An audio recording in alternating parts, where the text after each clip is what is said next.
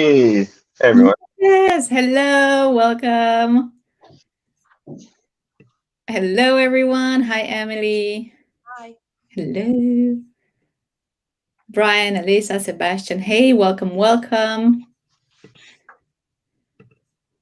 Full house today. I wonder why. Might it be because of our special guest? Or maybe it's me, or maybe it's me. I don't know. Welcome, everyone. My name is Anna Maria. Those of you that I haven't met before, I'm leading the community project here at Butter, and I am super excited for the session today.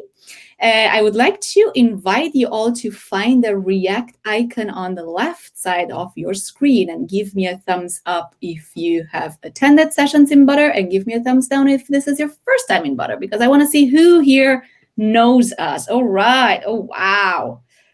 Yes, some ups, some downs. Okay, cool. Well, you're in for a treat. On the left side of your screen, you're finding the chat as well. You find the notes. Those are your personal notes. You can take notes during the session and send them directly to your email afterwards. Those are for your eyes only. This session is going to be recorded, so I just want to mention that now. Feel free to close your cameras, pick a cute avatar. If you don't want to pop in the recording, we like to democratize knowledge sharing and make facilitation available to the world. So we are making this available on YouTube.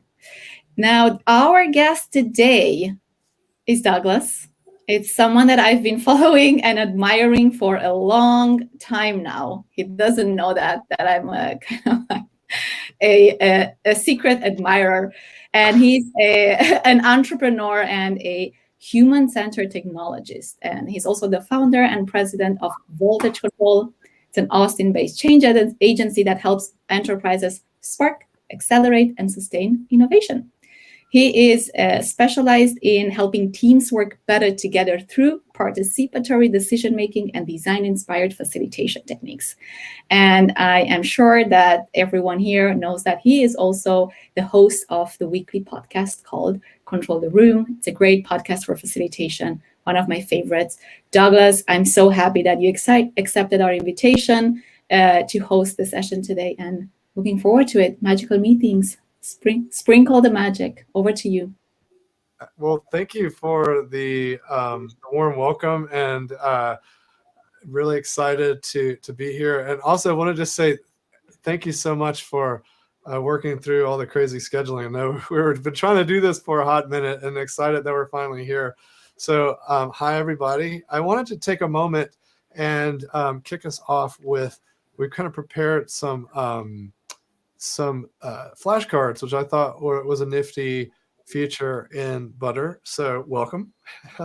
And I'm going to walk us through a few prompts here that we can consider as we kind of start the session here. I was going to say start the day. I'm starting my day, but some of you may be ending your day. So we're just kind of getting started here. So welcome. Just take a moment to get centered. You know, we might have come from some hectic space. You may have been trying to prepare to run a session like me. Probably not. You're just attending one, but you might have just finished running a session. So just take a moment to get centered on what we're about to do. And we're going to ask you just to get comfortable. You know, maybe you can lean back in your chair a little bit. Maybe you can get resituated a little. Gonna also just think about, are there any distractions? Is there a phone you could silence? Is there a door you could shut? Is there anything around you that might just be disturbing in some way, or lead to more discomfort? Go ahead and just set that aside and push them away.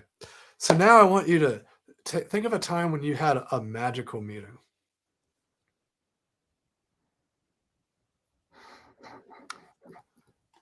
And when I say magical meeting, so many people think about dreadful meetings or just conveyor belt of meetings that we're always in. And there's the memes of like, this meeting could have been an email, or, you know, but often, I mean, meetings are where we get work done. It's where we collaborate, where we see the people we love to work with. So I want you to think about what are these meetings that weren't dreadful? What are these ones that actually rose above the rest? So just take a moment to think about that. Pick one. You might have a lot, you might facilitate, you might have a lot of magical exchanges, but pick one. What happened?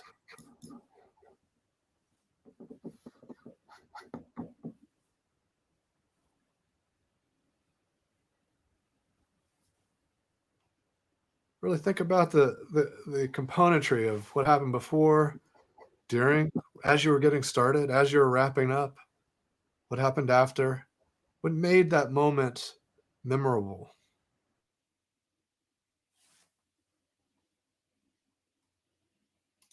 Next, I'd like to invite you to reflect on that. What made it magical? What was the componentry, or what were the people, or the conditions, or the environment, or even the content, or the way that people showed up that made it magical? Try to pick at least one thing about this experience that you think separated it from the dreadful things. And if you've got a whole list, if you've already jotted down a bunch of things, maybe start thinking about what was the one thing that you can really attribute to that meeting being magical.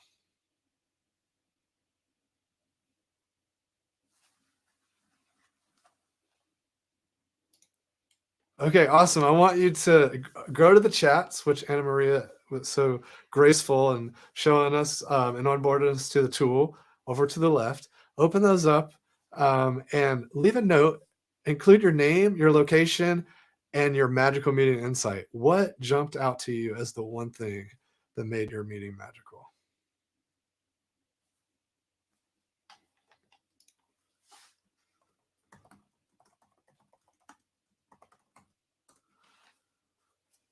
So I see Anna Maria brought in from Amsterdam. Everyone had space to share. Yes, but participation, engagement, so important. And it's funny because when people come for facilitation training, when they're coming to us to get certified or to learn, they always ask, how do I get more engagement?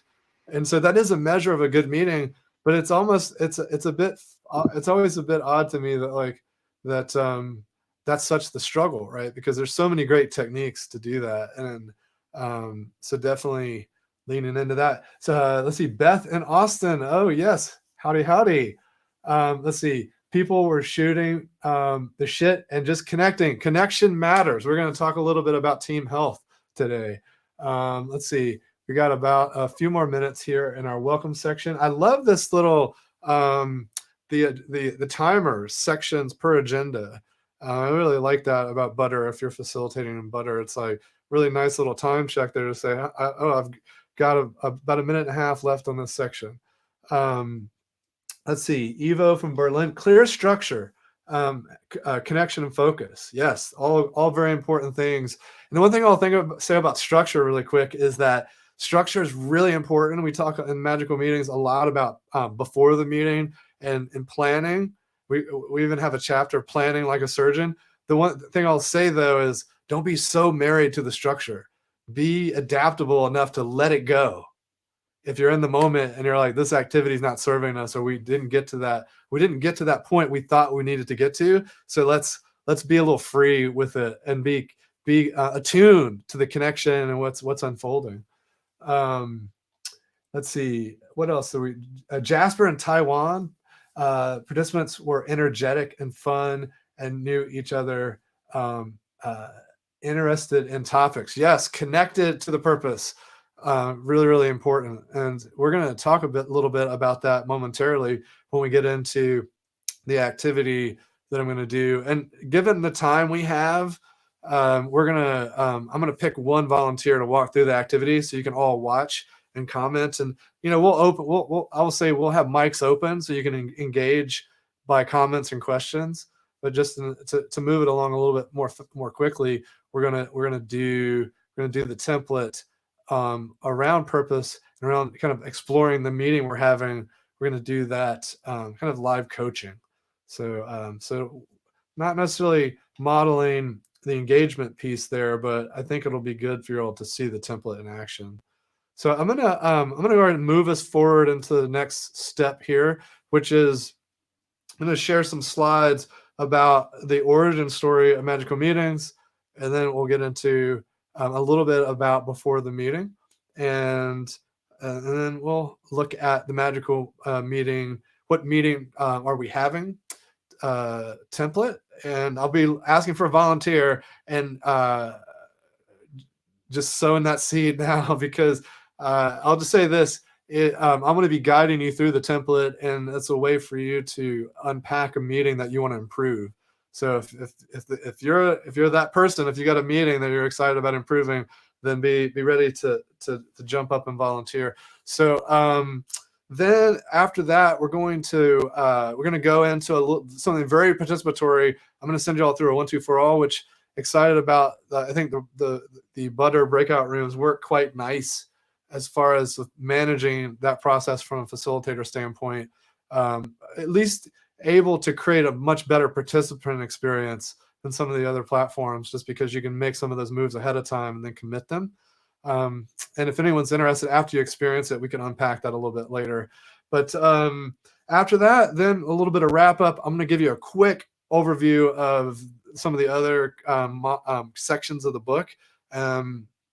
And then we'll close out. So that's kind of the arc of today. But before we get into that, I'm going to kick into some slides and, get the script, my screen share going here. And we should be off to the races. So this is the Magical Meetings Quick Start workshop, or a little mini workshop, as we like to refer to these little 1-hour sessions. And I first wanted to just acknowledge that this workshop is taking place for me physically in Austin, Texas. And, realize I've got a little typo here. My colleague from Squim is not joining me today, but is a place that we work from quite often. But not today. And these lands were the colonized lands of indigenous peoples. I just wanted to take this opportunity to thank the original caretakers of this land. And I'm specifically in Austin, and this is home to the Tonkawa and the Comanche, and the Apache moved through the area as well. And today, various indigenous people from all over the world come through Austin and call Austin home. And I'm grateful to be able to work, collaborate, and learn because of these awesome people and the heritage of this little place called Turtle Island. So thank you for all that. And just, lots of gratitude for those peoples.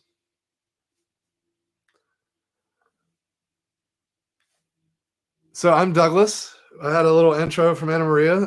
Thank you for that. And I like to say that I design magical meetings. And I came to this work because at a previous startup, the startup that was before I launched Voltage Control 5 years ago, we had a CEO that really loved to use meetings as a tool of power. And so oftentimes I would be uninvited from the meeting, or there would be others uninvited from the meeting, because of whatever kind of political maneuver that was trying to be made, or maybe you pushed back. Maybe I pushed back on something that a project or a technical detail that wasn't going to be in the favor of how he wanted things to turn out. And so next thing I know, I was not in the next meeting. I was directly impacting that project, and and that's how things got steamrolled. And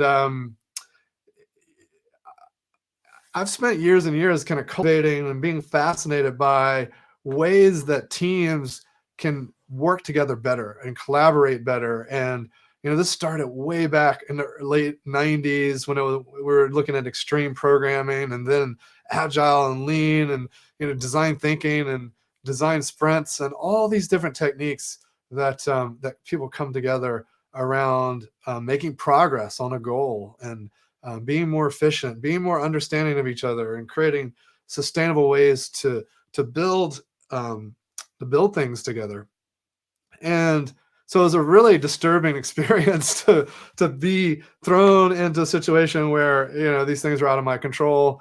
And, after I left the startup, it really just put me on a quest to think about how do we document some of the things I've learned through the years, some of the things I'm seeing from other institutions and other frameworks, and codify it into a set of tools and a set of principles that other people can follow. And so that was the results, or Magical Meetings as a result of this quest, with my co-author John Fitch. And we're really about how can we apply some of this thinking. So I want to quickly walk through the 10 meeting mantras that are kind of the bedrock principles of the Magical Meetings work, just to kind of underpin the thinking. And we're going to dive into one of those principles today, and it happens to be the first principle on the list: no purpose, no meeting. And this is a really interesting one because people always talk about no agenda, no attenda. And so often agendas are just lists of topics. And I think it's so much more important to make sure the purpose is well articulated, because the purpose allows us to make decisions over whether or not this meeting should even happen. It can also help us set expectations on how we want to appear in the meeting, how we want others to appear in the meeting. We can even decide if I'm not needed, I can not attend this meeting, because so much frustration comes out of people thinking that the meeting was intended to serve some other purpose, and now we're having communication issues because we're talking about two different things, but we don't realize it. And all this kind of stuff can be avoided when you clarify it for yourself, so you can plan better. When you clarify it for your attendees, they can show up better. Do the work in the meeting. This one's really, really pretty incredible. This concept of making prototypes together, making assets and rough drafts and tools together. And so often people, just talk in circles in meetings. But how can we come together and create something in the meeting? If anyone's ever showed up at a meeting, Amazon talks about their 1-pager, 2-pager, 3-pager. That's doing the work. You show up with a thing and you review a thing together. If you're like redlining some legal document together in the meeting, you're doing the work in the meeting. Versus if we just talk about what we want and then someone else goes and does it, and then later we look at it and we go, well, that's all wrong. That's super slow process, super inefficient. And if we're going to spend that time together, let's come together and put our brains together so that we're actually moving it forward. Debrief for durability. Always super important to make sure that we reflect on the decisions, on the progress, and actually make sure that that not only we're on the same page, but we're on the right page, and that we're really, really aligned. I see a lot of folks looking at alignment as something that happens at the beginning of a workshop or the beginning of a meeting, but it can be really helpful to punctuate throughout moments in the meeting. Let's assess that we're still together on this, and that we're on the right path, and that even at the end of the meeting, we're still feeling confident. It can be really, really helpful for storytelling purposes and for building resiliency and advocacy after we've made all these decisions. Fostering emotional safety, quite often called psychological safety. This is just about, hey, do people feel like they can bring their true self, they can speak up, and they can point out errors even if it goes against what everyone else feels is the right thing to do, or people aren't being shot down, these kinds of things. Embracing the child's mind. Children have a sense of wonder. How do we capture that wonder, that awe, that curiosity? Really, really powerful. We can bring that into our meetings and the work we do together. Respect everyone's time. So this is about making sure, it ties a little into no purpose, no meeting, but being just really clear that like time is valuable. And if you look at any business leader will tell you the number one expense on the P&L is salary.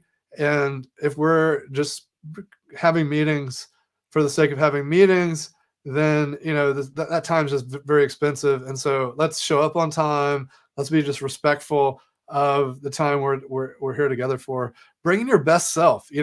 Don't work on a PowerPoint in that meeting while you're supposed to be doing something else. If you really need to honor that, if you really need to commit to that other thing, don't show up. It's much better to say I can't be there because I can't be present. If you can't bring your best self, then make it known that you just can't be there, and not divide yourself up into trying to multitask so many different things. Deciding what not to do, really, really powerful. It's kind of funny. I was bringing in an external facilitator a couple of years ago to facilitate our yearly planning. And I suggested that we have that part of it would be that we would create a no list. Like, what are the things we're going to say no to? She pushed back on this very intensely because she was like, that's negative. We shouldn't have that negativity in the meeting. And I'm like, whoa, like having a not do list is so powerful, because prioritization, like understanding what we're not going to do, helps us really, really focus on what we can say yes to. So I highly, highly encourage that you start thinking about how you incorporate that into your process. Disagree and commit. So this is really important. And I follow a really cool account on Twitter, and they were recently talking about consensus. And the moment of reaching consensus is so beautiful as a facilitator. Like when everyone reaches consensus, and they did a little ... and for all of you that think consensus is everyone agrees, you're wrong. And it warmed. I had a little awesome little internal celebration, because so often people conflate consensus with unanimity, and unanimity should never be a goal, but consensus should. We want to make sure that we are comfortable with proceeding with this this insight or this decision, but we don't have to all agree. We just agree enough to continue. And what we don't want is make a decision that people throw torpedoes after the meeting, right? We want to make sure people are committed to it, even if they think, oh, this is stupid. And if we have a culture of doing that, well, we're also going to have a culture of testing and quickly learning if that was the right decision or not. Because I'm willing to be proven wrong. And then capture room intelligence. If you don't write it down, it didn't happen. Capture. And with that, I want to kind of move on because I went over. So next up, we're going to move into a little bit of before the meeting. And I've already talked about quite a bit of this, so we'll probably get through this quick and get into the activity. So I talked about no purpose in the meeting, the importance of clarifying your purpose so that you are clear on it, so that you can plan more accordingly, and also that your attendees really, really understand why they should be there. And I forgot that I had individual slides here, so I want to just blast through this and come back to where I thought I was. So although this is kind of funny, I'm going to talk about this for a second. So when I was starting to do these workshops and having some conversations around the Magical Meetings content, someone said to me, since the beginning of the time, we've been inundated with meetings.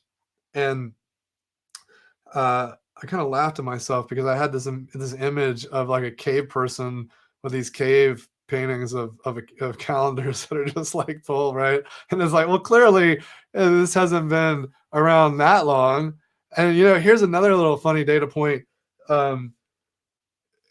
The word priority wasn't pluralized until the 1930s.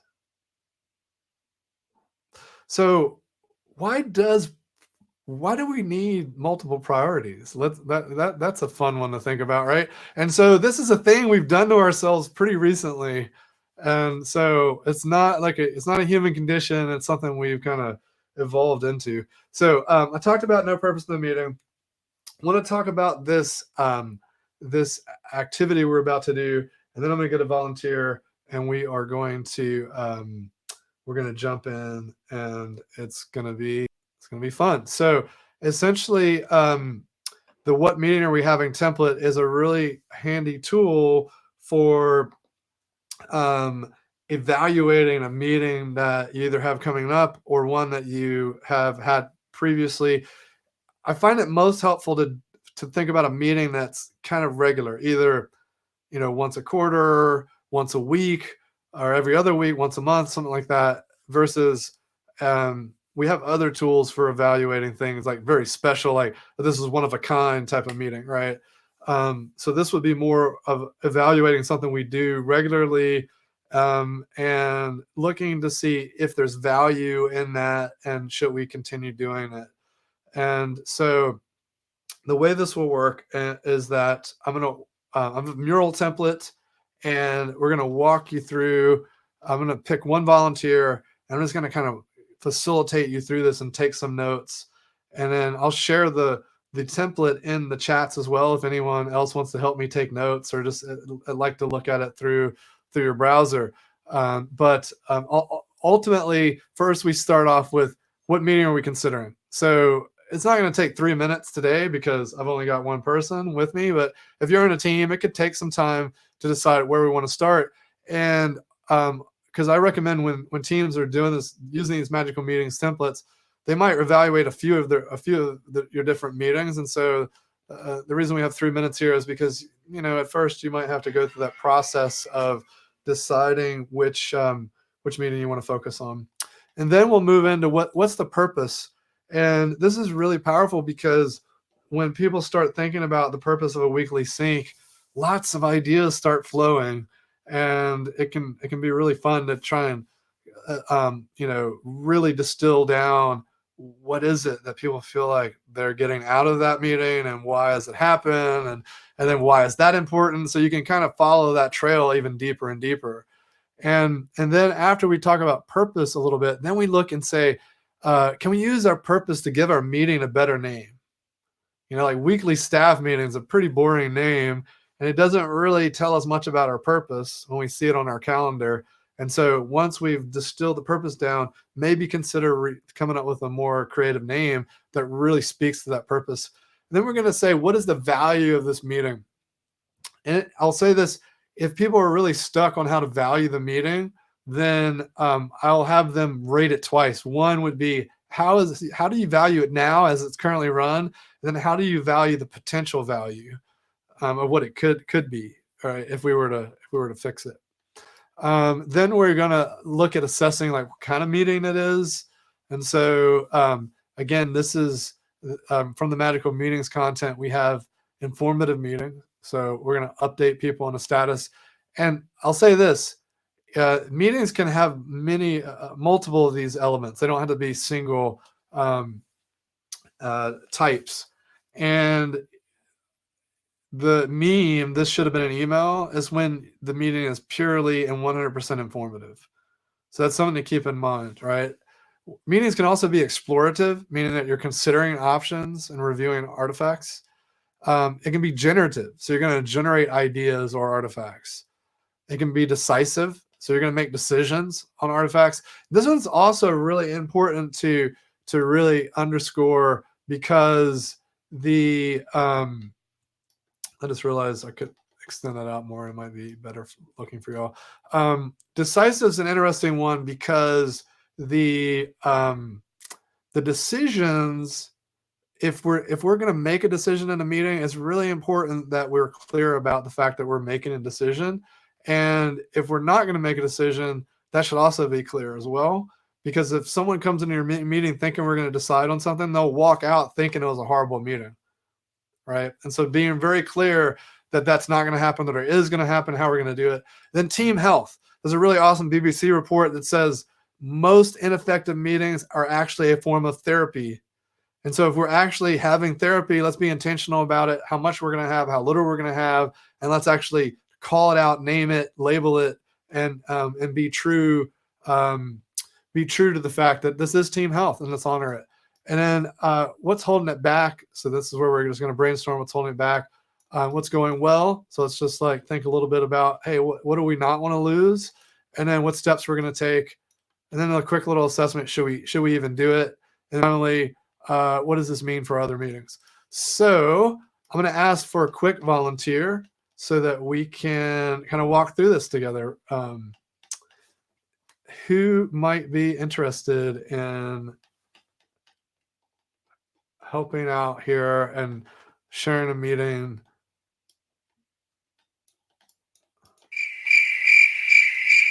Love it. Thank you for the awesome sound effects.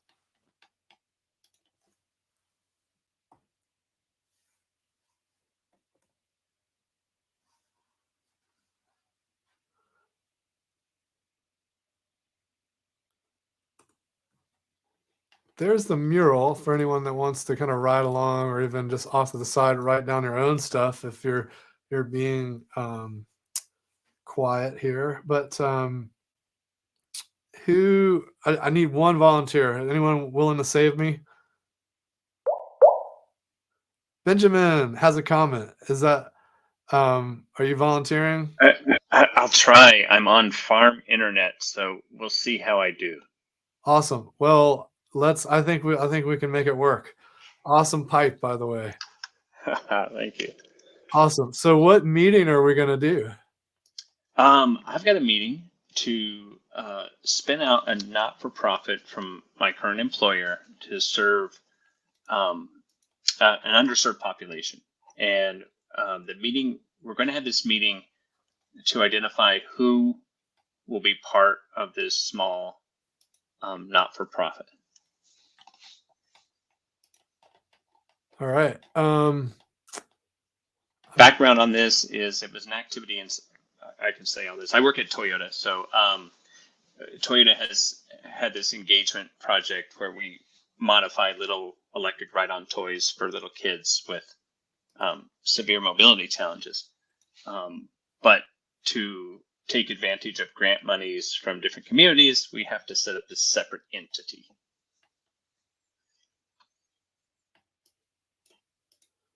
All right, something is acting bizarre here. I'm just needing to, I think I might, sorry, everyone. I think I might know what's going on. Okay, there we go. I was trying to take notes and my mouse was like freaking out. So let's take that again really quick. I got a little bit distracted because I was trying to get my notes ready. So so you're working with a not-for-profit, and the meeting is about kind of understanding their needs or working with them. The meeting is to identify who will be part of a not-for-profit we are going to form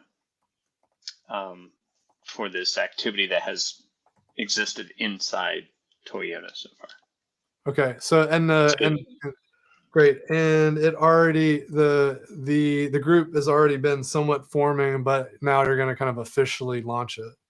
Yes, this group has participated in this activity as a formal Toyota activity.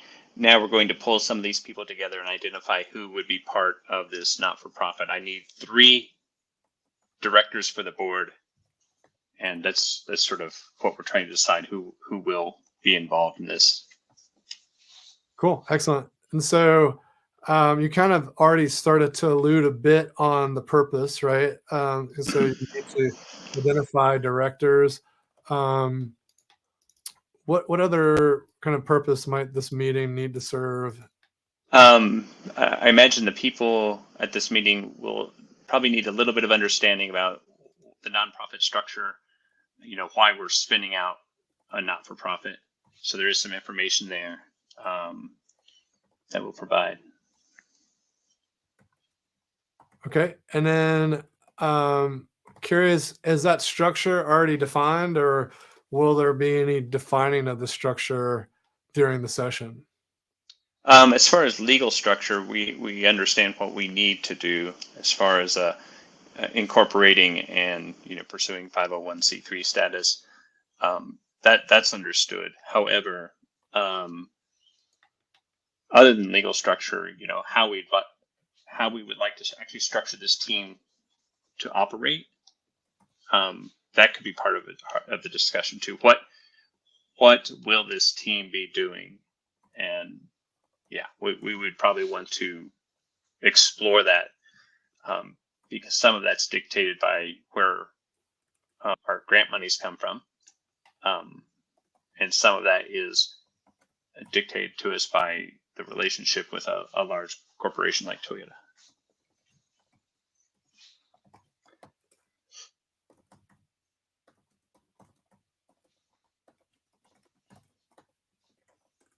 Okay, great. I think that's a great place to move on. So lots of stuff there. I'm curious, given, any thoughts on how you might name this, given that you need to identify directors, you're going to communicate some of the legal structure, you're going to maybe talk and explore some of the operational structures. and look at how the team might work together and what they might be responsible for. And maybe it sounds like you might even be exploring how some of the stipulations around the grant money and some of Toyota's desires and how you hold all that together. My titles for my meetings, or the names for my meetings, probably need some work. As I do it currently, there are sometimes provocative, but maybe not as meaningful as they should be. So I'm thinking of something like formalizing subversive action for good, or something like that. Subversive mobility. But that may not explain a lot about what the meeting's about. However, when I throw in things like subversive or rebel into my meeting names, more people tend to show up, and they're usually from compliance or legal, but Awesome. Yeah, I like it. I think that it definitely makes people pay a little bit more attention, right? They pull out the monocle and they're like, hey, what's this about? And so that's why we really encourage people to get creative with the names. And if there's any tie to the purpose, even better. And then, ideally the description's backing up. Like, the description should be hitting those bullet points that, we're going to identify the directors. We're going to think about some of these organizational structures, what the team's doing. So how would you rate the value of this meeting? It sounds like it hasn't happened yet. So on a scale of 1 to 5, like, how important is this? Or for the mission, for us to continue serving little kids, it's a 5. We can't do it without a structure. We found out. We've done this for 100 kids. We modified vehicles and shipped it out to little ones, and that's when I got the meeting with compliance, legal, and risk management all in one day. So we have to have a different structure going forward.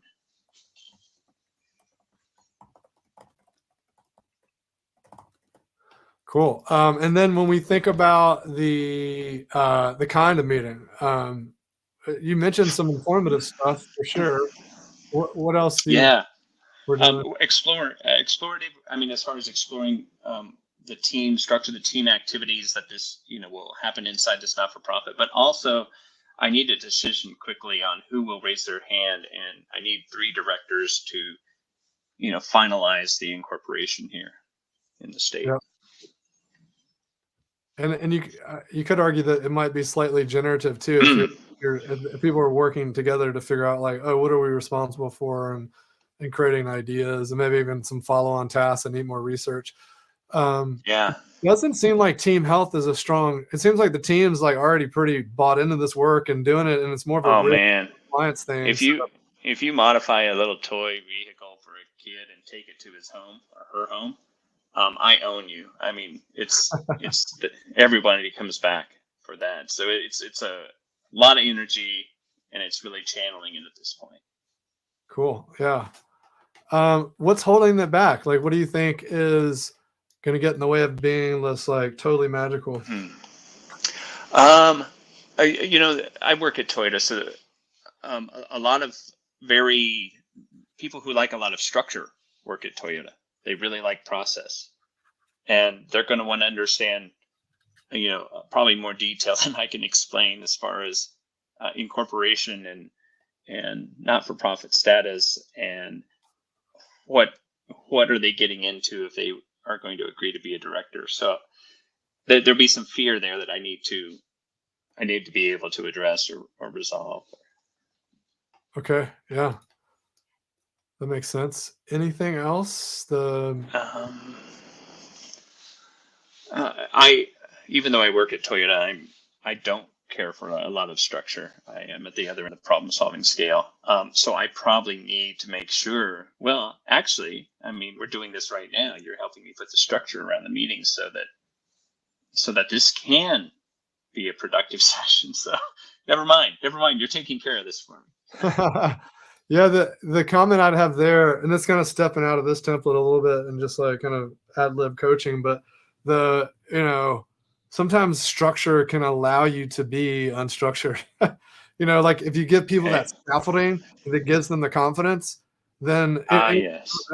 The metaphor I'd give you would be like, what's the monkey bars at the playground, right? Because it's structured scaffolding, but gosh, you can really kind of get crazy around it, right? It's not being jailed, right? Yeah. No, it's great. That's great advice. You just reminded me. Another coach I had called it freedom within a framework. Yes. Awesome. Yeah. Cool. Well, that kind of moves us into what's going well. So, what do you think's going well? Well, we have, I've got dozens of highly committed, technically competent engineers who want to be a part of this. So that's a good thing. We have leadership support, but not legal support, meaning a lot of leaders see how this is just a great fit for a company like Toyota that's all about mobility, but it's doing things with a very different process, and that makes legal uneasy. So I've got leadership support. We just have to find the right structure so they can say yes. Great. Yep. Makes sense. We also have, we've got clinical support too from some pediatric clinical experts. So. That's really cool. So there'll be some assessment and some impact based potential out of this. Yeah. It's all about getting the little ones moving, and when they can start to move themselves, their brain development just explodes. Yes, I love it. In fact, it's funny. I once visited a school, and they specifically brought in furniture that allowed the kids to move around. So like the chairs didn't have 4 legs on them. The chairs had, if anyone remembers Weebles wobble, but They don't fall down. The chairs were basically like Weeble bottoms. And so the kids were just all day, like basically doing Pilates essentially. Yeah. They were so much more engaged because they were able to burn out all of that like nervous energy and just like, so their minds could concentrate so much better. Yeah, totally. The little ones we support typically have cerebral palsy, spina bifida, Down syndrome, things like that. And so they can't move themselves very easily. And if they don't move age 0 to 3, then their brain development doesn't happen, and they end up with cognitive impairment. So moving's the key. No doubt. So what's one or two things that you think you might do based on, or that you're already planning, or that new that's kind of surfaced as we've been talking? My goodness. I think this template's helped me understand. I need to give a very clear background as to why this is happening. Why is this structure necessary? Also, clear information on if someone will raise their hand or participate, what they're committing to. I'm the kind of person that tends to shoot from my hip. So if someone says, "Hey, I need help with this great cause," I just like, "Yeah, I'm there," and then just realize that I, made some sort of legal commitment. I didn't realize it. So I need to help my engineers understand. And I think I also want to paint a spectacular picture of the future if we're able to form this corporation and what we'll be able to do. Excellent. And so we have this meeting test, and I can tell you have a really clear purpose. We talked about a lot in the purpose statement. Prototype, you just now started to get to some of these artifacts that you might be able to create. This spectacular picture, this even just what are they committing to? So you're starting to gravitate toward that. So that's really cool.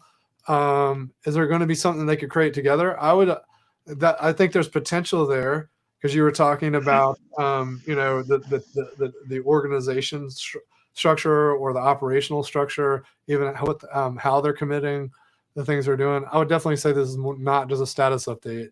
And then and you ideally are going to be making decisions, it sounds like, because you want to pick those 3 directors. Yeah, and I think once we decide on those directors, I think we could go right into prototyping, a name, a logo, or however we want to represent ourselves, in the public. So I think there could be some prototypes right away. And frankly, we'll be able to jump right into setting up our first projects because we've identified foundations that will support this. Excellent. Very cool. I love it. All right. So the next one is more of a zoom out around, what might this mean for your other meetings? But in the spirit of time, I want to move us into the debrief. So just where that's really, this last step's really valuable for teams that have gone through this. Just take a step back and go, oh, you know what? We have 3 other meetings that if we did these same things, it would benefit those as well. So that's just kind of zooming out and thinking about that. So thank you so much. Let's a round of applause for our amazing contestant. Really helpful and really timely for me. So thank you. Nice, excellent. Well, so we're going to do a quick debrief, and we're going to use something called a 1, 2, 4 all, and we're going to do that using the breakouts. And so I want you all to just take a moment to think about something that you noticed in this template, or something I said even and before the template, just in the intro, or even something that came up in the welcome. Just take a moment to just ponder what's an insight that jumped out for you, and then we're going to combine you into groups of 2. Then we're going to collapse you into groups of 4, and then we'll come back for a little final debrief, just to see what's emerging for everyone.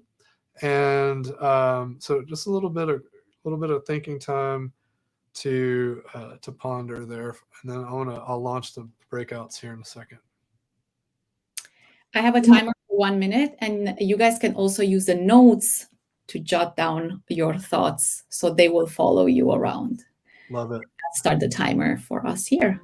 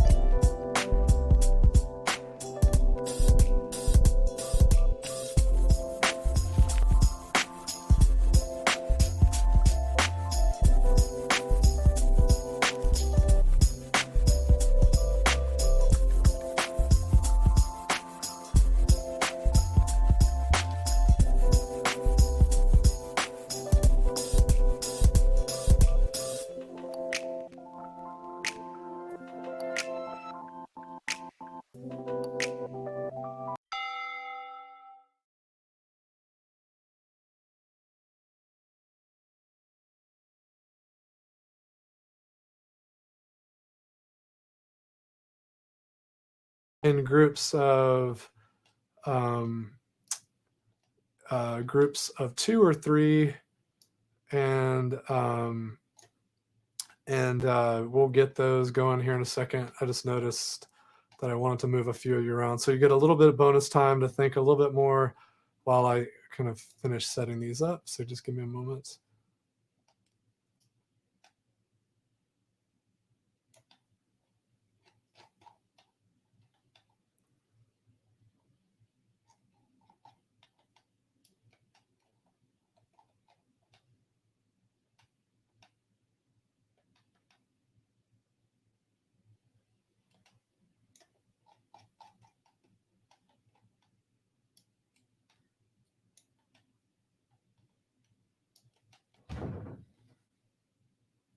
All right, we're going to start the breakouts, and then you'll notice in a few minutes you'll get kind of grouped in this to smaller groups.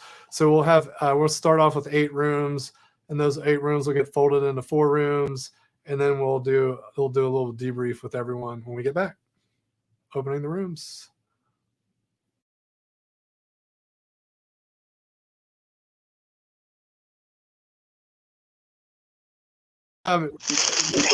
People, or you can drop stuff in chats. What do you notice in your groups of 4?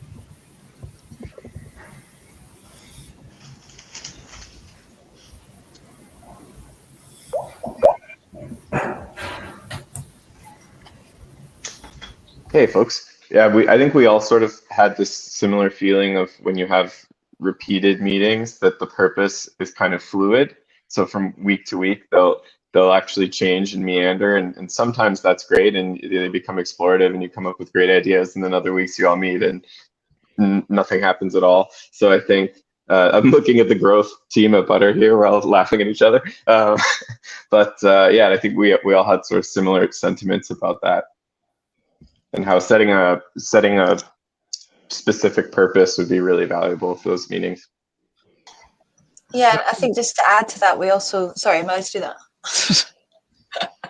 I think just to add to that, I think we also kind of went through, well, I think I was trying to get to, probably didn't communicate very well, is how we create a sort of rhythm or a communication cadence when there's not always a clear purpose, or your purpose overall is we'd like to make these decisions, but some weeks you've already made the decision, and so do you just have the same meeting, or do you cancel? Because you don't want to get, well, I don't know, do you want to get into a culture of just cancelling meetings because someone doesn't think they're valuable? I think that's a question now, sorry.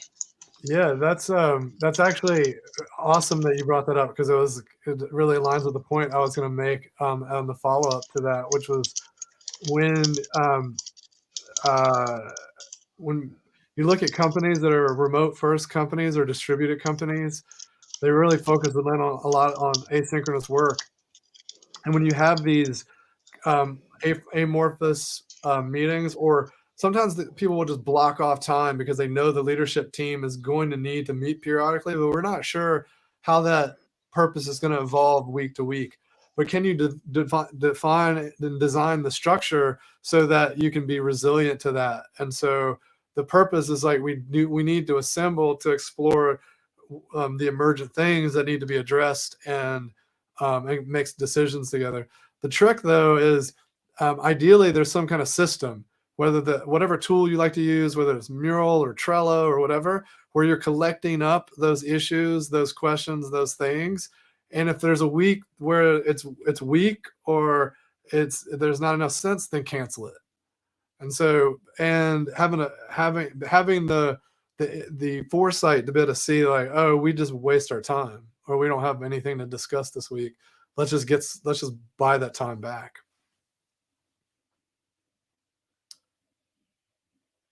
Emily, did you have something to share? No. Okay. I thought I saw a little hand go up there. Anyone else before we close out? Any other insights?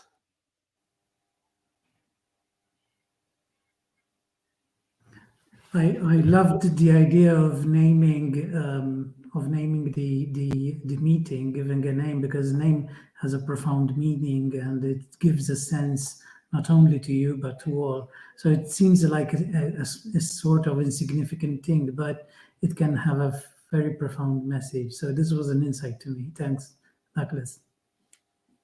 Yes, name your meetings.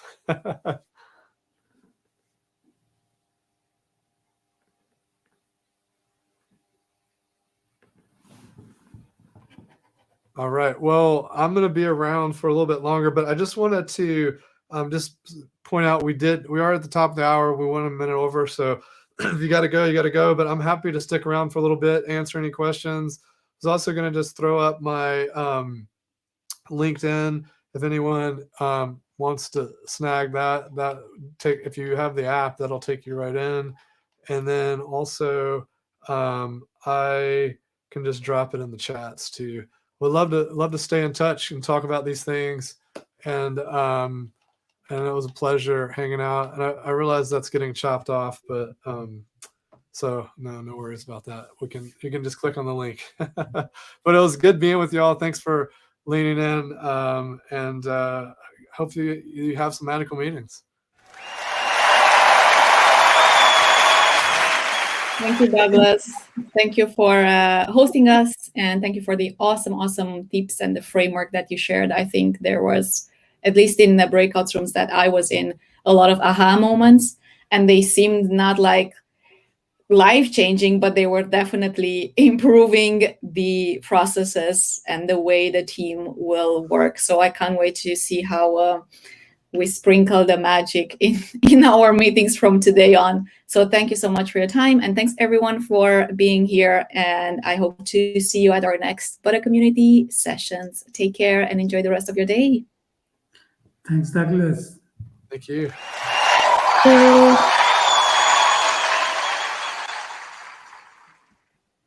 By the way, if you are going to be trying some things, I do a series every other week. I launch a story, a magical meeting story that's shared from someone from the community that's tried something and done something cool. So I definitely sounded like the folks at Butter's gears were turning. So if y'all try out some stuff and there's a cool story there, but I'd love to promote it. Noted. We'll come your way. Thanks a lot. Bye, everyone. Bye. Bye.